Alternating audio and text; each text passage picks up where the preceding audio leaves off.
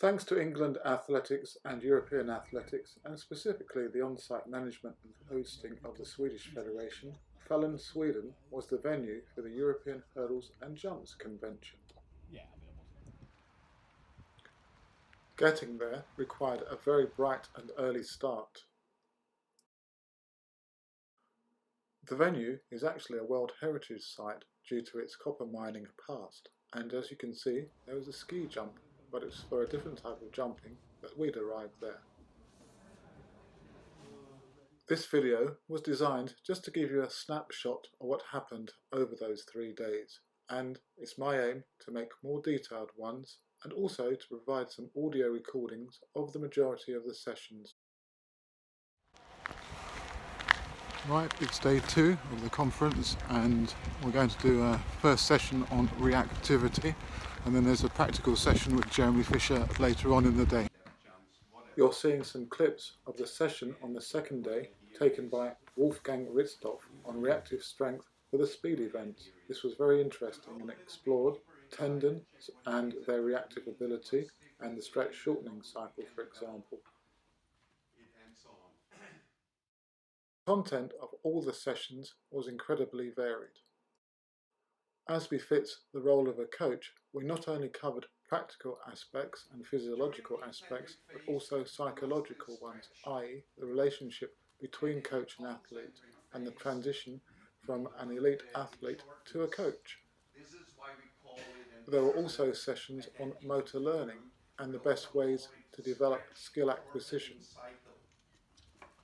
Being able to listen to coaches from different European nations, and indeed America, provided us with a wider understanding of our common issues and our common goals.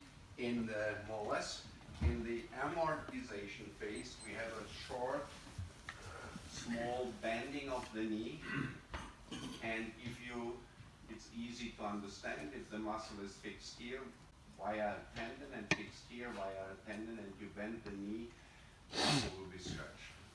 No way out. There are a number of lectures and debates about early specialization and whether or not this was good for the jumper or hurdler. Wolfgang again presented on his findings from the World Youth Championships, where he analysed the pathways subsequent to the championships of over 200 athletes, looking at whether they improved and whether they ultimately reached the Olympic Games or the World Championships. And perhaps surprisingly, over 20% of those analysed actually did, i.e. they made it right to the top of the sport. I say surprisingly, as many of us think that focusing too early on a particular event can lead to the athlete dropping out of the sport or getting injured later on in their careers. He makes best use of his stiff Achilles tendon in the way he jumps. Very short ground contact, short range of movement. From my perspective, as a jumps coach, it was good to see that many of the things that I implement with my athletes were reflected in the practices of these elite coaches. In many ways, when you're a coach with quite some experience, it's very unlikely that you're going to come across anything revolutionary. However, it was very much evolutionary in terms of the knowledge that I gained from the 3 days. And I hope to put some of these ideas, these evolutions, into my coaching practice back home in the UK.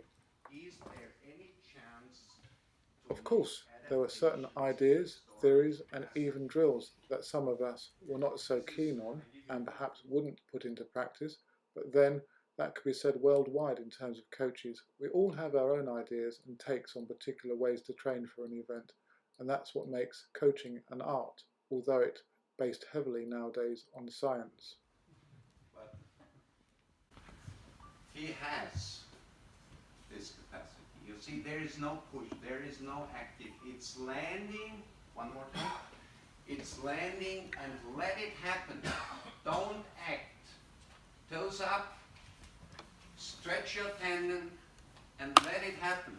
I hope to be able to go over some of the audio recordings that I made and the videos, and indeed will be forced to do so if I'm able to put them onto my YouTube channel for you guys to listen to and to watch. Doing this for me is often very eye-opening, and you can often miss certain things that were said in a presentation due to the length of those presentations. And Will, out of high school, as a junior in high school, which is about 16 years old, he had already jumped 1560, and he jumped about 750 in the long jump. Okay. And my biggest thing with Will was he's 17 years old and he's coming to college. So not only the psychological. All of the jumps coaches enjoyed Jeremy Fisher's presentations, and the practical one, which showed the various steps for improving long and triple jump takeoffs, provided us all with some other ideas in which to look at instability issues, for example, in jumpers. Eyes closed.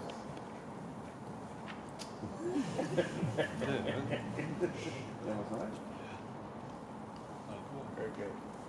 Very, specific with the athlete, working on different things. That's actually a high jumper BB. Simple, easy. You see those, but now we're getting a little bit more specific.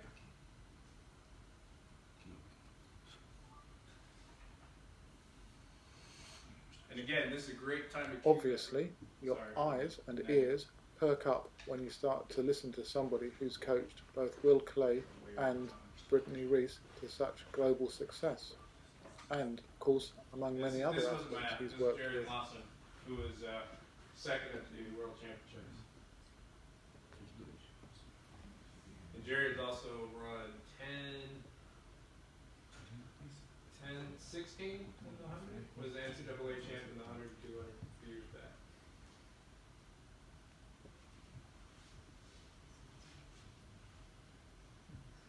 So you see nice max velocity like sprint mechanics. Hey, there's Lauren. Look, tell by his shirt. With this bright orange shirt, you can see him anywhere. Yes, Lauren Seagrave was at the conference, however he did hurdles presentations and not jumps ones. However, we did actually have a good chat to him around the dinner table one evening. I believe this jump was 8 meter 43. He employs a hang technique. Okay.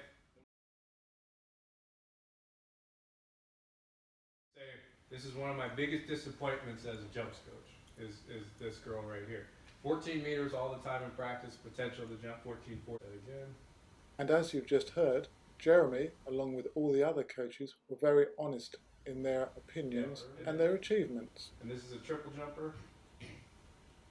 So we're going a little bit more horizontal. And here most of us are at the end of the last day, looking reasonably fresh and ready for our flight back home. So anyway, as I've said, I hope to be able to provide you with more videos and content from the European Jumps and Hurdles Convention over the next few weeks, so do stay tuned and look out for updates on the channel. Please do subscribe, give the videos a like, a dislike and comments. I've had quite a few recently and I am trying to answer those in time, and also some of you have sent me in some video which I will attempt to have a look at. So thanks for that, and as usual, good luck with your training and competitions.